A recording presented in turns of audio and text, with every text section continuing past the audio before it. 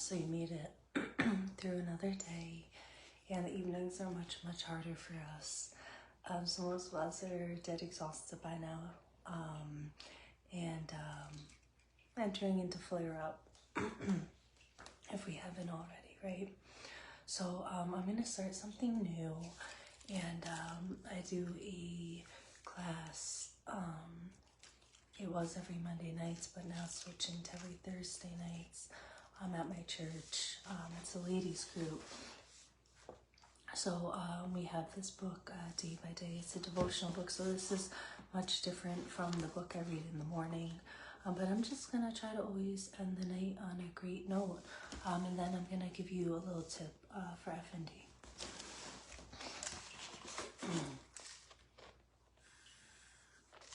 So this is Mark 11:15 through 17. On reaching Jerusalem, Jesus entered the temple courts and began driving out. And these are short readings. They're all one page, so bear with me. I'm going to start over. On reaching Jerusalem, Jesus entered the temple courts and began driving out those who were buying and selling there. He overturned the tables of money changers and the benches of those selling doves and would not allow anyone to carry merchandise through the temple courts. And as he taught them, he said, "It is not written, 'My house will be called a house of prayer for all nations,' but you will have made it a den of robbers." Here's the devotional. Jesus' intense anger and overturning of the tables in the temple courts ought to make us gasp. He knows that if we do not get to God, invaluable treasures will be lost or obscured. We lose the space where we experience God's unfailing love and amazing forgiveness.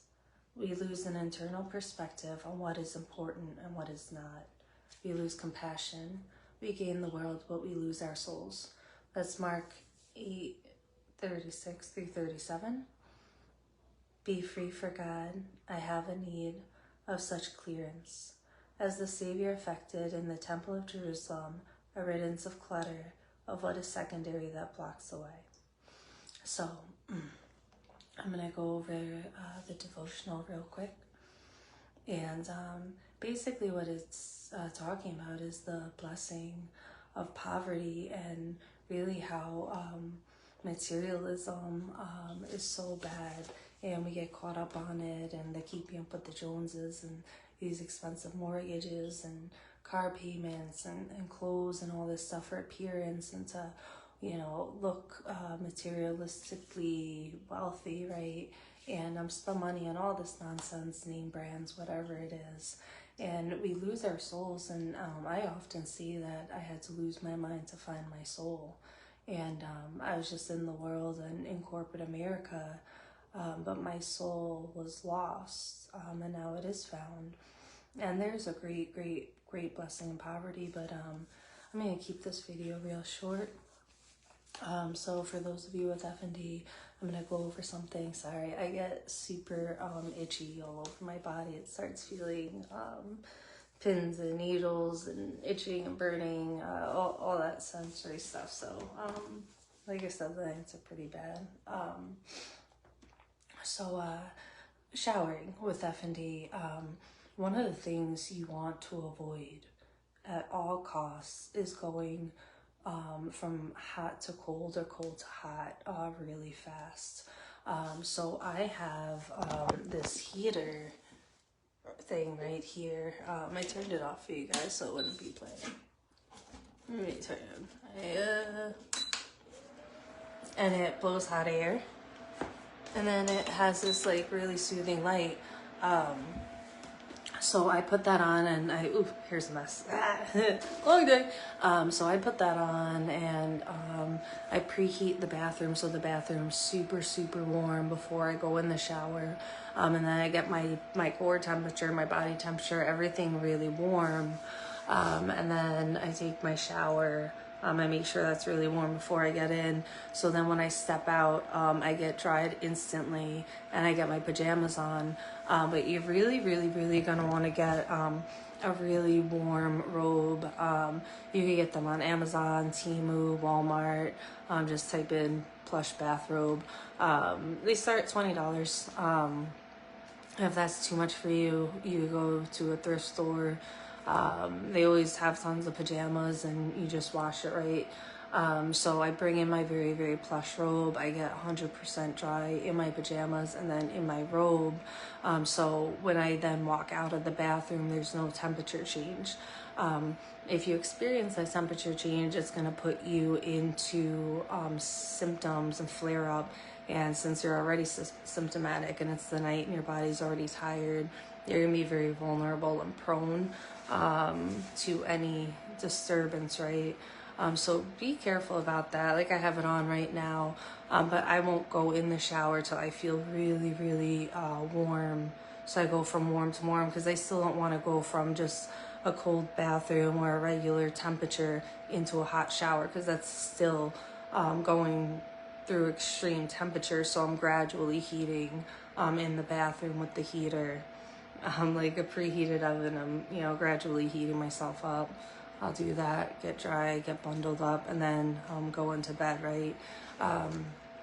Shower at night as much as humanly possible. If you could get out of bed, you really want to try to take a shower every single night, as hot as you're able to and safely if you're having those issues with telling temperature, hot and cold differences, right? So be careful with that also. So take a shower. Hello. Take a shower and just make sure you're not doing anything extreme, right? But the hot shower is going to help with all the muscle spasms. It's going to help relax you. It's going to put you in a really calm state. So shower as much as you can at night right before bed. Because you want to do everything and anything you can to bring yourself relief, right?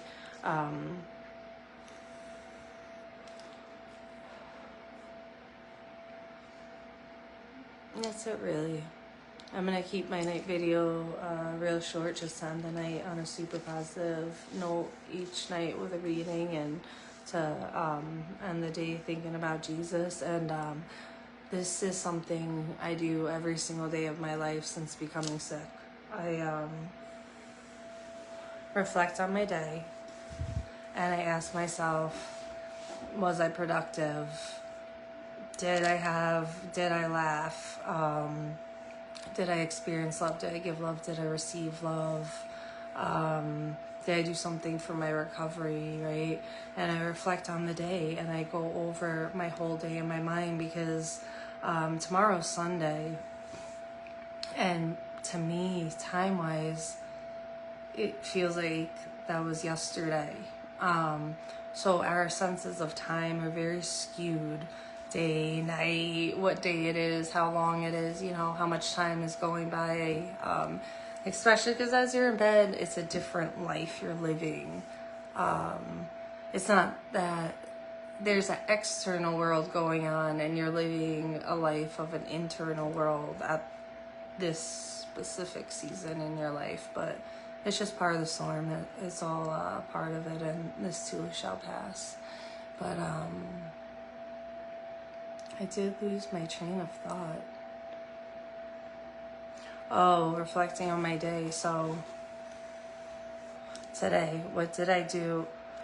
And please feel free, everyone with FND, or even if you don't have FND, comment below what you did today for, your recovery.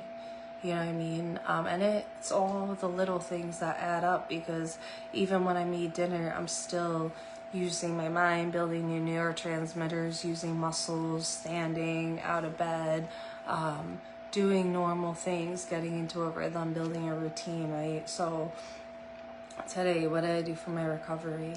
I asked my mom to take me to the lake, and I could only walk about 3 blocks, but I walked, the 3 blocks, and I did it without the walker and without help.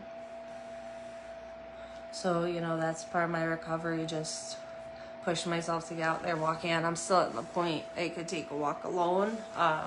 It's been about 3.5 weeks-ish. I've lost count since I've gotten off all the meds. So my body's still, you know, readjusting, so I can't take walks alone just yet or too far. But, you know, getting there, still walking. You know, and then, you know, did I laugh today? Yeah. Did I encourage someone today? You know, Dante has 3 of his friends sleeping over, and, you know, it's super cute. They walk in and they're like, "What'd you make for dinner? What'd you cook?" You know, they like, because they make a lot of things they've never heard of, and they're like, "What's that?" You know, so I introduce them to new foods, and so my day is filled with quality and love, and I had to spend time with my son, and I got to be home, right, in my sanctuary, and spend time with Adam, building our relationship, and every day learning each other more and falling more and more in love, because new relationships are beautiful, you know what I mean? It's a beautiful process, and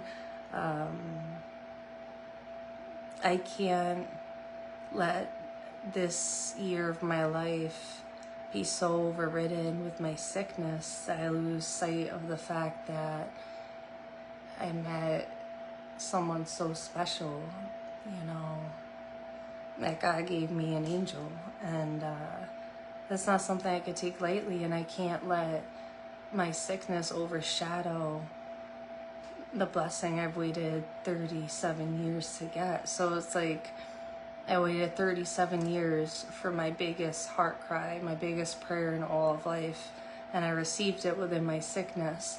So within the worst storm of my life, within the hardest time of my life, came the biggest prayer of every day of my life since I was a little girl, right? Answered. So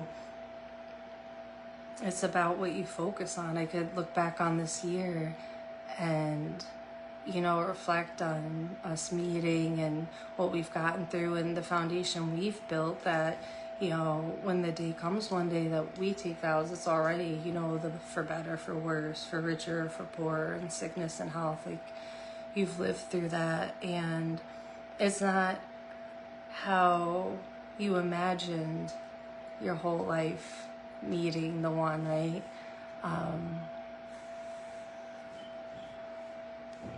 You always imagine being on your best foot forward, right? You're like, when I get this promotion, when I get this house, when I get this car, when I get, there's always like all these goals you have in your mind to hit before you meet the person. You have all these scenarios, you know, you think you're going to date and be courted and, you know, have all these pictures and adventures and all that, you know, that year, that first year that's supposed to be like all new and fun and exciting, and what couples normally do when they meet healthy, right? But instead we meet 3 months after I got FND, and I'm the sickest I've been in my entire life. And at that point, every day of my life was 75% just pure seizures, you know. And there's a million things of that. I'm gonna do a whole video of love and FND, and I'm gonna do a live video with someone else that found love with FND that's getting married in April. And I want to talk about that too and do videos on that, because I know how it feels to have FND and then all of a sudden think like, how am I going to have a relationship like this? Or how am I going to meet someone like this? And yeah, I mean, I met Adam because I started doing live videos like this on Facebook, and he sent me a Facebook message of prayer hands. And I was just like, hey, can I video call you? And that was it. We met the next day, been together ever since.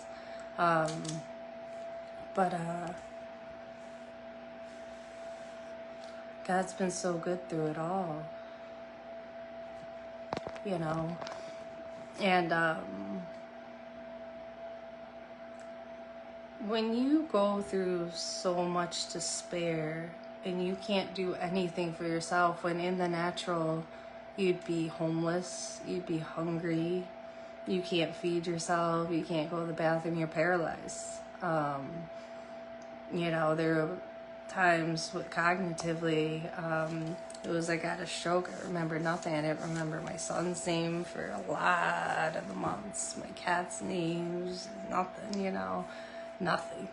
It was like a blank slate in my brain. There was no memory of anything from the past, no remembering how I felt about people. Like I couldn't, it was like being a human for the first time, right? It's like stroke brain. It's just, whoa. So